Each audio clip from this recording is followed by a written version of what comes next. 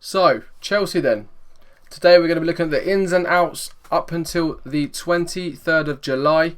Like I said, there's over a month in the transfer window left, so all the deals may not be concluded, but we're going to do a quick summary of what's been done so far. The other teams, if you want to check them out, links will be in the description to go check out discussions on other teams and sort of a summary as to what they've done and the business they've done.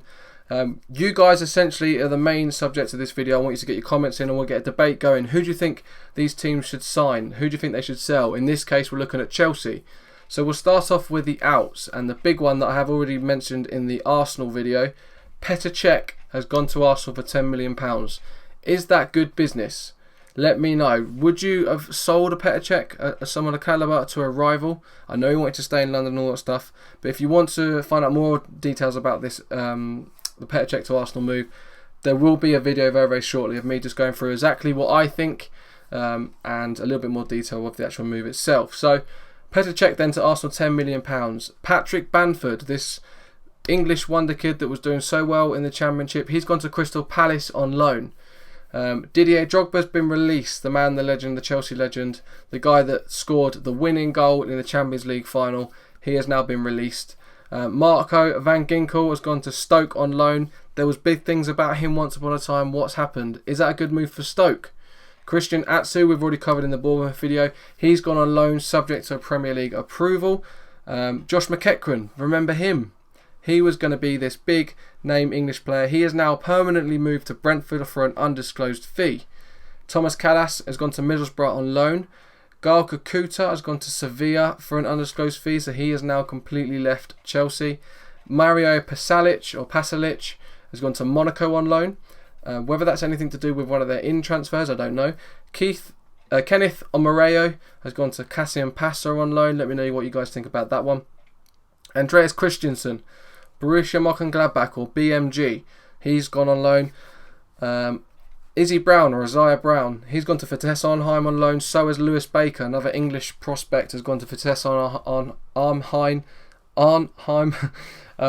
And then Jordan Houghton to Gillingham on loan. So there's this like system that Chelsea have got where they have a massive amount of players on their books and they loan them out to either Vitesse or who was the other one? It used to be Hamburg, I think, something like that. One of their feeder clubs. And they send a lot of players there, a little bit like the link that Watford have with Udinese, but the Udinese players will come into Watford. Obviously, there's limits on loans to some places, but let me know what you think about this, because I'm interested to see what you guys... Obviously, Chelsea haven't got a huge history with letting youth players come in. Why do you think that is? I have my own personal opinions. I think it's because there is a lot of impatience essentially around Chelsea. Abramovich wants to win something every year. That's why the managers have been sacked. They kind of throw a little bit of money at it sometimes every now and then, but they kind of have to keep up with the other teams. I say keep up, they're actually a class above some of the other teams. But let me know what you guys think about this loan system. Do you think that they're just doing it to make some money and to improve the level of the players that they've got? Is it good for these players? Is it a good system to have? I know it's obviously winning them trophies, but you'd like to see some English players obviously break through the youth system. Let me know what you guys think. Get your comments in below. Is there anyone else in the Chelsea team you would like to sell? I mean, me personally, coming to mind is the likes of Mikel. You always hear rumours that Ramirez wants to go. Once upon a time, Real Madrid were potentially in for him. Obviously, they've got Felipe Luis going at left back, going back to Atletico Madrid. Who do you think they're going to replace? I've heard rumours of Abdul Baba, who's a bit of an FM legend, Football Manager legend, Abdul Baba from Augsburg. Whether that's the case and whether that's going to happen, I do not know. Remember, they're playing a right back quite often at left back in Azpilicueta. So it does sound like they're going to have to get a left back in with Felipe Luis leaving. I've also heard rumours of Axel Witsel. There's been papers saying that Abramovich has been seen with Axel Witsel's representatives in Zenit St. Petersburg, in St. Petersburg in Russia and all this stuff. So do you think that's a maybe? Is that a sign that Mikel could be leaving? Mourinho's obviously come out and said Mikel's going nowhere. We'll have to wait and see. But I think the case with Chelsea is they have to replace whoever leaves. That's how it sounds. But the business they've done so far, starting off with replacing whoever leaves. Obviously Didier Drogba's left. So that means that the likes of, they'd only have Diego Costa and Remy as choices up front. They've also got Solanke, and they would have had obviously Patrick Bamford up top as well.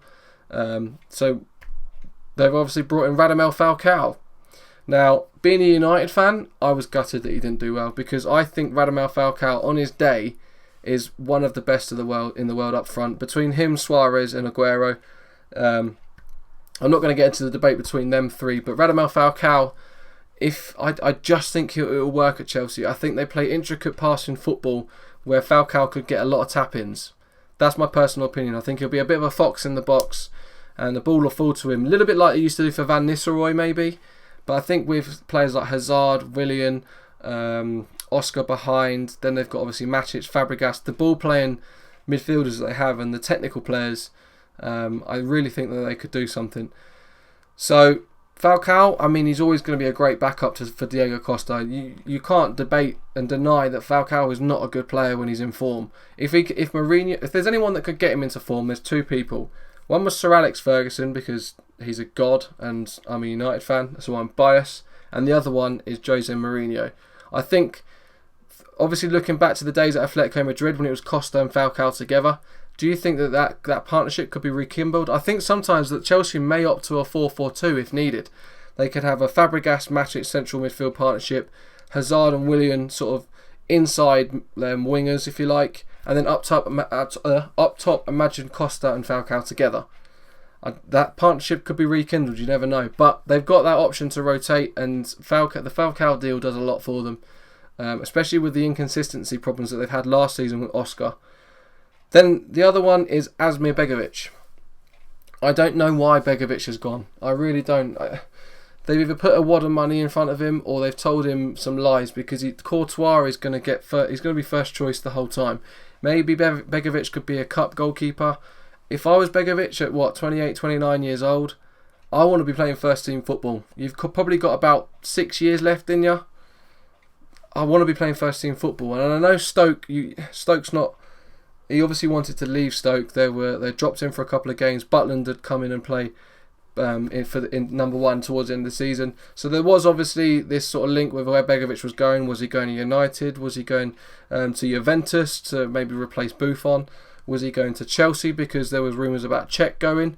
Then where was Cech going? There was this big massive sort of carousel of goalkeepers that could be moving everywhere. Then there was the rumours about Lloris. Where was Lloris going? But we'll comment that in the Tottenham video. So Begovic has come in. He looks like he's going to be number 2 to Courtois. It's a strange one. They very recently lost 4-2 to New York Red Bulls in America on a pre-season tour. Mourinho said that Begovic was tired. I don't really know how cold, unless it's travelling that's killed him. I don't really know. But a goalkeeper, it's only mental states that can become tired. He's not exactly doing a lot of running. But we'll move on.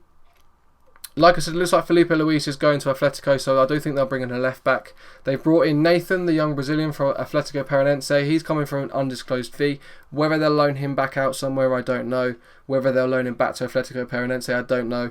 We'll have to wait and see. But that's going to conclude the Chelsea video. What do you think is going to happen? Do you think they'll sign... Obviously, I think they're going to sign a left back. Do you agree with me? Do you think they'll sign any more players? Do you think they need to sell players? I know there's a lot of Chelsea fans that aren't the biggest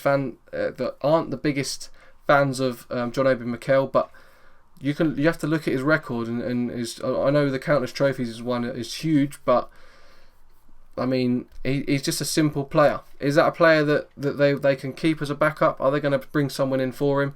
Is he going to leave at all? We don't know. Let me know what you guys think. What do Chelsea need to do to take it to that one step further? Maybe to press for the Champions League again. They want to retain their Premier League crown. I personally think they will do, but we'll come into a prediction thing closer to the beginning of the season. But thank you very much for watching. Don't forget to check out the other teams. Get your comments in. Let's start a conversation going. You can argue all you want in the description. I don't care. But thank you very much for watching. Remember to leave a like if you've enjoyed the episode. Don't forget there'll be the bigger transfers in more depth coming up very, very soon, and also the other teams. So thank you very much for watching, and I'll see you soon.